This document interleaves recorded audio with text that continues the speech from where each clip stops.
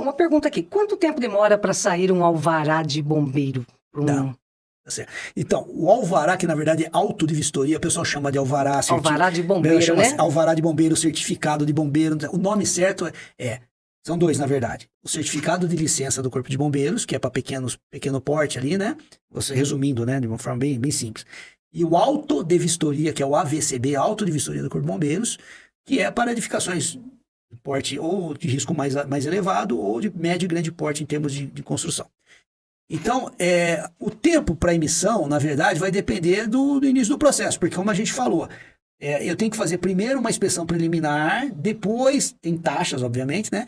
E tem o processo de vistoria. Então, quando você protocola no Corpo de Bombeiros uma vistoria para o AVCB, o Corpo de Bombeiros tem um prazo interno, que é o prazo deles, que é de 30 dias úteis. Então, dentro de 30 dias úteis, ele vai lá fazer a vistoria. Só que o que acontece? Pode ocorrer de quando ele for fazer a vistoria, ele encontrar alguma coisa irregular. Vamos supor, uma criança foi lá e disparou, pode brincar com o extintor, descarregou o extintor. Uma luminária de emergência que funcionou quando você testou, no dia que o bombeiro vai, ela nunca funciona. Nunca funciona. Na verdade, não funcionou. A bomba que você testou que funcionou direitinho, no dia que ele vai testar, não funciona. É a lei de Murphy, né?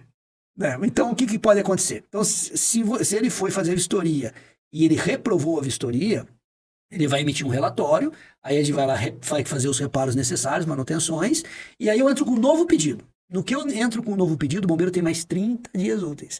Então aí fica uma orientação, né, principalmente para síndicos, para empresas também, que tem prazos, que tem que estar sempre com o AVCB válido, não pode ficar um dia sem o AVCB, é fazer um cronograma de que você conte com todas essas situações possíveis, né? Você pode reprovar numa primeira, numa segunda vistoria, às vezes você você teve uma vistoria lá há 3 anos atrás, certo? Agora ela tem uma validade de 3 anos. Você vai ter que entrar com um processo de vistoria novo, renovar. Só que nesse período que você está ali usando, nesses 3 anos, você aumentou alguma coisa. Ou você mudou o layout, que é importante, fechou uma saída. Então, quando você vai pedir a vistoria, você não aprovou primeiro aquela mudança. Então, você vai cair num outro problema. Você primeiro precisa aprovar essa mudança para depois pedir a vistoria. Ou seja, vai atrasando. Então, a recomendação é a seguinte. Primeiro, veja se você não mudou nada desde o último AVCB. E mesmo que você não tenha mudado nada, esteja realmente como estava anteriormente, você contar com esses percalços. Né? Você não vai ter a vistoria na primeira vistoria 100% das vezes. Aliás, é muito raro. Ah, é? É mais comum hoje, pelo menos na minha região, tem sido não passar na primeira. Tem que estar assim, nos trinques para passar na primeira, né? O que eu acho certo, né? Na verdade, tem que estar tudo funcionando. Então, trabalhe ali com pelo menos 4 a 6 meses de antecedência, pelo menos, dependendo do porte de edificação, até mais 6 meses para começar o processo. Porque às vezes o pessoal espera, dá ali, vai vencer daqui 2 meses, vamos começar a fazer agora?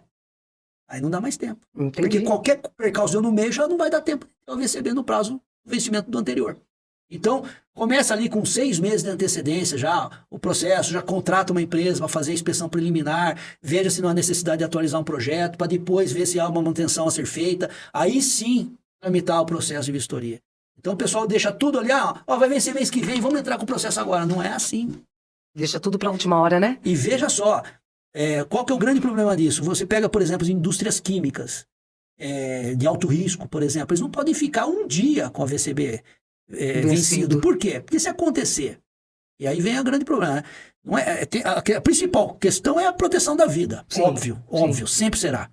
Mas imagina você lá, tem um seguro. Isso. Aquele seguro, a primeira pergunta que a seguradora vai fazer, ou vai te pedir, é falar, cadê a licença?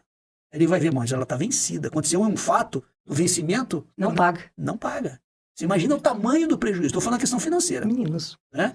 Então, temos em primeiro lugar a vida, mas nós temos também perda patrimonial, seguro. Outra coisa que é muito importante, o pessoal que está assistindo aí, ou vai assistir, né, oportunamente, é o seguinte, o pessoal pensa só na fiscalização dos órgãos públicos, certo? Quem vai fiscalizar? Ou então, no caso agora que eu falei da seguradora. Mas tem agora também, até agora não, muito tempo atrás, e tem sido muito frequente, os próprios clientes, da empresa. Por exemplo, uma transportadora, vou dar um exemplo. A transportadora, ela recebe um produto lá no depósito dela para entregar lá no supermercado, vamos supor. Mesmo que nenhum órgão público, mesmo que nenhuma seguradora cobre, O cliente dessa transportadora Vai cobrar. cobra. Ele fala assim, o quê? Você vai guardar o meu material lá, meu produto lá? O teu galpão tem que estar regularizado. Eu não vou permitir que o meu produto, meus produtos fiquem armazenados no local irregular. Então, a licença deixou de ser, há muito tempo, uma exigência somente da legislação, do órgão público fiscalizador ou da própria seguradora, que é importante também. Mas também o próprio cliente já fala assim, ó, se você não tiver regularizado, eu vou contratar outra empresa para fazer o transporte dos meus produtos. Isso está sendo muito comum.